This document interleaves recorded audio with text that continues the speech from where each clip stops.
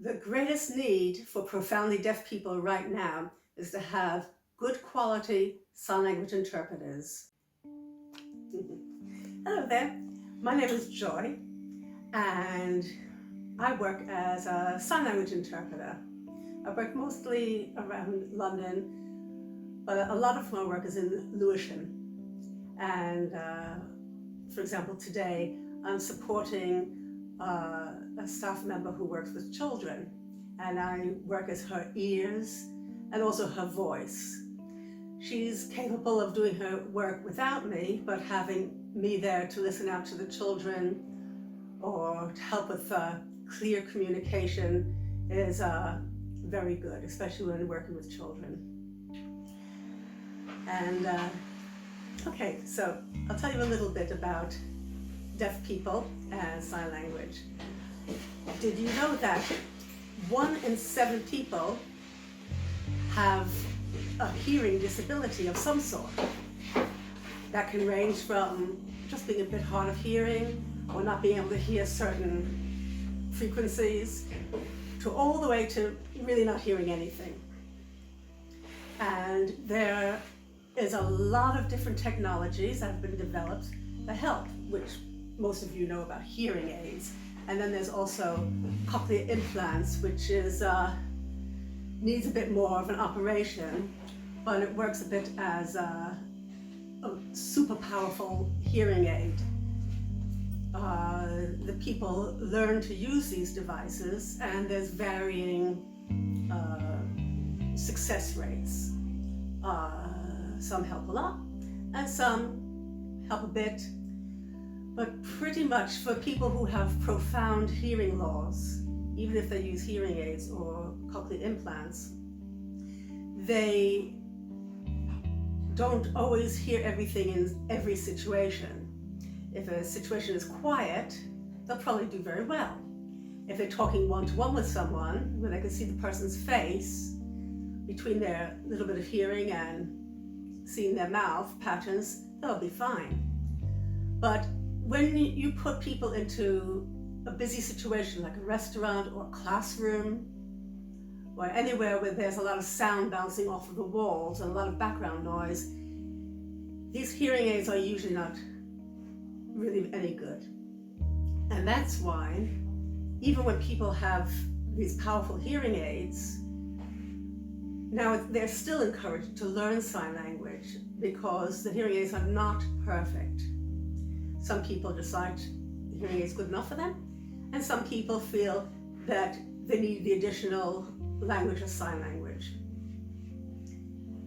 Now I'll tell you a little bit about sign language.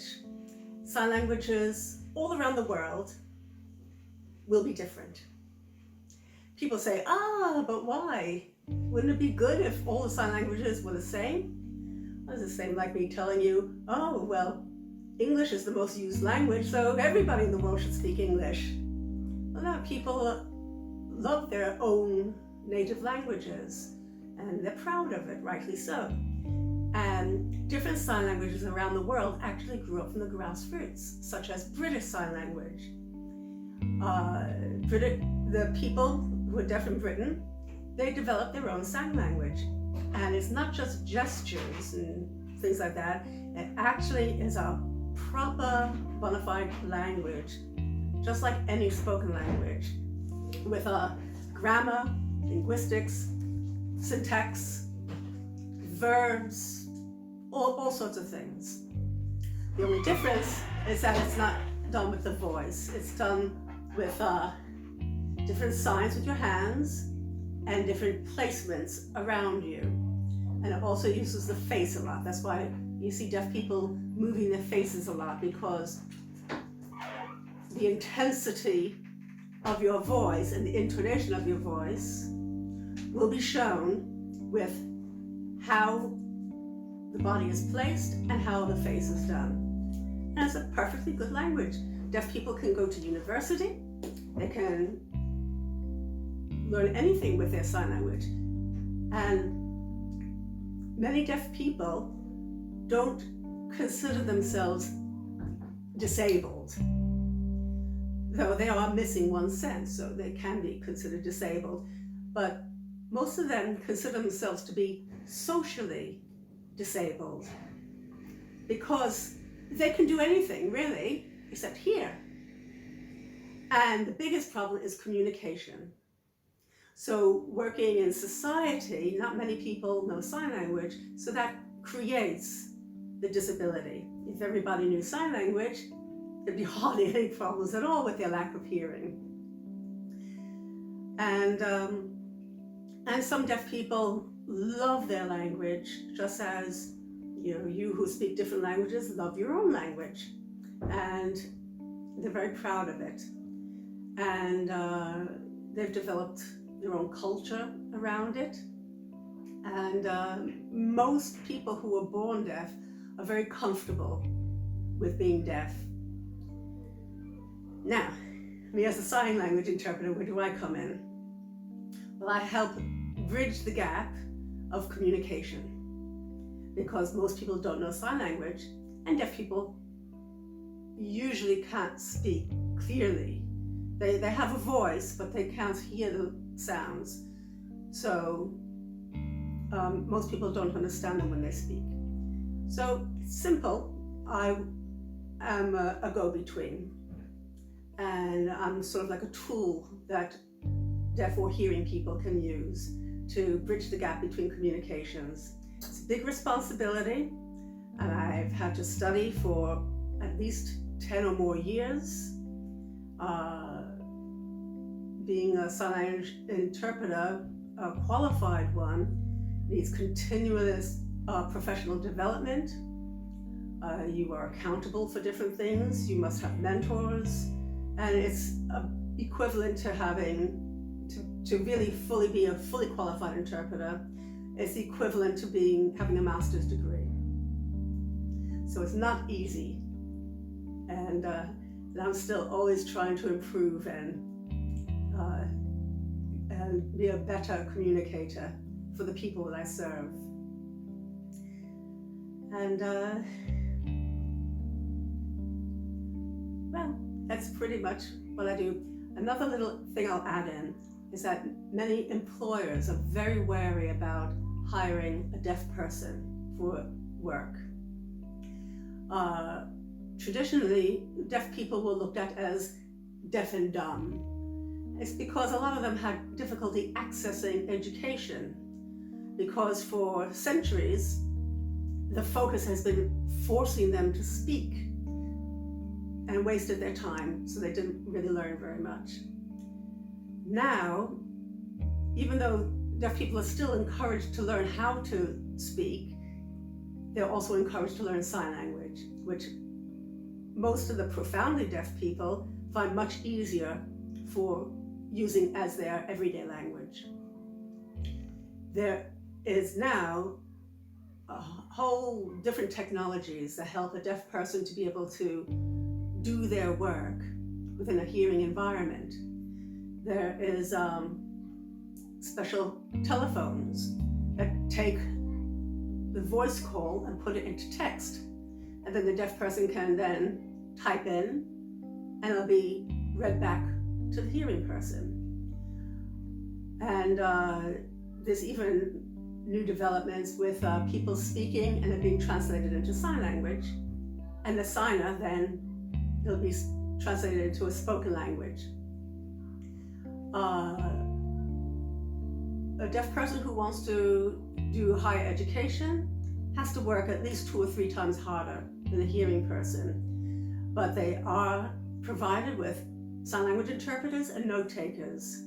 So they can go back home and then review their notes and study at home.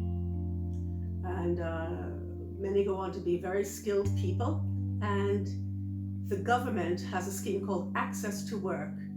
The government will pay for employees to have either a sign language interpreter or the specialized equipment that's needed. So employers don't need to worry, and yes, you have to be mindful and try to see how you can fit it in to your workplace, but they shouldn't be afraid to consider hiring a deaf person for the job if the deaf person has the qualifications. So there you go. I hope you enjoyed my little introduction about sign language. There's loads of deaf people in London, and there's not enough sign language interpreters for them. So if anybody's interested, go ahead. It's a very rewarding job. Bye. The greatest need for profoundly deaf people right now is to have good quality sign language interpreters. There aren't enough. Many places such as hospitals or doctor's offices or in businesses, banks, refuse to hire or bring in sign language interpreters. Some of these things is their responsibility, such as the Disability Act says they need to make reasonable adjustments. Deaf people suffer terribly from poor health care because, quite honestly, the medical profession, many of them can't be bothered to even look into hiring a sign language interpreter. So that is the biggest need, more sign language interpreters, and the government has been holding back on paying sign language interpreters their proper salaries. They are always looking for a way to bring in interpreters on the cheap, which means that they have very low quality interpreters. They're actually just communication support. And that's not good enough for very serious, important things like your health or for legal things.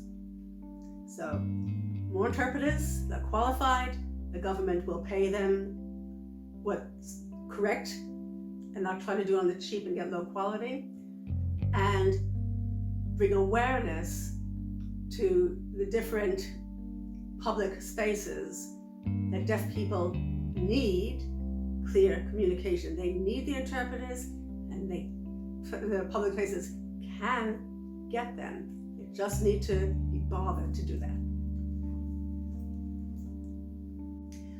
So to wrap up, all I can say is that deaf people must have sign language interpreters. We need more interpreters, but most of all, different public bodies or public organizations must be deaf aware and know how to hire and bring in sign language interpreters so that their deaf clients can have the equality and the same service as other people have. Thank you.